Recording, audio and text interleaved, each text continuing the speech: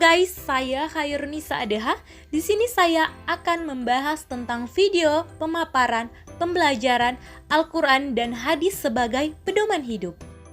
Menurut bahasa, Al-Quran ditinjau dari segi bahasa, artinya bacaan atau yang dibaca.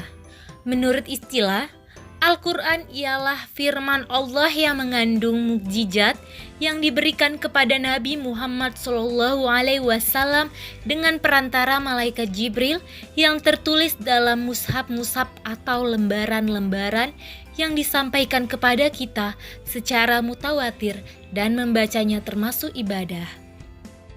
Pengertian hadis menurut bahasa berasal dari bahasa Arab al-hadis yang berarti baru, mudah, cerita, berita, dan riwayat dari Nabi Muhammad SAW.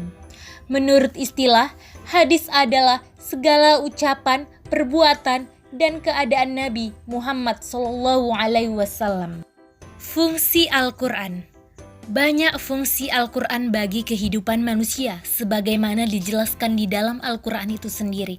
Di antaranya yang paling penting, yang pertama, sebagai petunjuk, pedoman, dan rahmat bagi orang-orang yang meyakininya. Yang kedua, sebagai penawar bagi segala macam penyakit. Yang ketiga, sebagai kabar gembira dan peringatan. Yang keempat, sebagai pembenar dan penyempurna kitab yang lalu. Yang kelima, sebagai pembeda antara yang hak dan yang batil. Al-Quran sebagai penerangan atau hidayah. Fungsi hadis. Hadis merupakan sumber hukum Islam yang kedua setelah Al-Quran. Sebagaimana Al-Quran, hadis juga memiliki beberapa fungsi yang penting. Karena fungsinya itu, maka tidak mungkin seorang muslim dapat memahami dan mengamalkan ajaran Islam dengan sempurna tanpa dengan hadis. Di antaranya fungsi hadis yang pertama, mengukuhkan hukum-hukum yang telah disebutkan dalam Al-Quran, menafsirkan ayat-ayat Al-Quran yang bersifat mujmal atau global. Yang ketiga, membatasi keumuman Al-Quran, dan yang terakhir, menetapkan hukum yang belum disebutkan dalam Al-Quran. Menerapkan Al-Quran dan hadis sebagai pedoman umat manusia dalam kehidupan sehari-hari.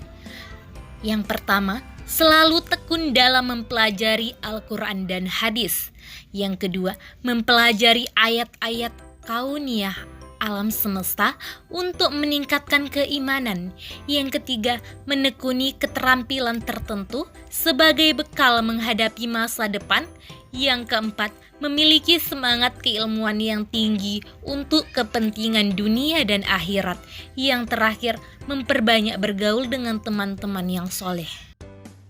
Dalam kehidupan keluarga, ajaran Al-Quran dan hadis yang harus diterapkan oleh seorang ayah dalam kehidupan sehari-hari antara lain berusaha mengarahkan diri dan seluruh anggota keluarganya agar ucapan, perbuatan, dan sikap hidupnya sesuai dengan Al-Quran dan hadis.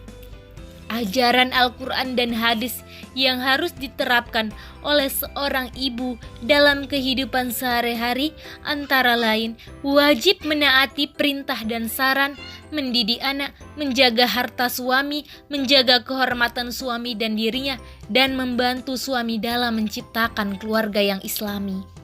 Ajaran Al-Quran dan hadis yang harus diterapkan oleh seorang anak dalam kehidupan sehari-hari antara lain wajib taat kepada kedua orang tua, menjaga amanah yang diberikan oleh kedua orang tua, menjaga nama baik kedua orang tua dengan membiasakan perilaku terpuji. Dalam kehidupan bermasyarakat, ajaran Al-Quran dan hadis yang harus diterapkan oleh anggota masyarakat dalam kehidupan sehari-hari. Yang pertama, berperan aktif dalam kehidupan masyarakat selama tidak melanggar ajaran Islam. Yang kedua, menjaga kerukunan dan suka menolong. Yang ketiga, suka bermusyawarah dalam menghadapi permasalahan dalam bermasyarakat. Yang terakhir, menghormati dan toleransi terhadap orang lain. Dalam kehidupan berbangsa dan bernegara, berperan aktif dalam membangun bangsa dan negara menuju bangsa yang aman, damai, dan sejahtera dalam ridha Allah Subhanahu wa Ta'ala. Yang kedua, mengutamakan kepentingan bersama di atas kepentingan pribadi atau golongan. Yang ketiga, berperan aktif dalam menjaga persatuan dan keutuhan bangsa dan bernegara. Yang terakhir, ikut berperan aktif dalam mencerdaskan kehidupan bangsa dan negara. Terima kasih kepada teman-teman karena sudah mendengarkan dan menonton video pembelajaran dari saya. Semoga bermanfaat bagi kita semua. Wabillahi taufiq wal hidayah. Wassalamualaikum warahmatullahi wabarakatuh.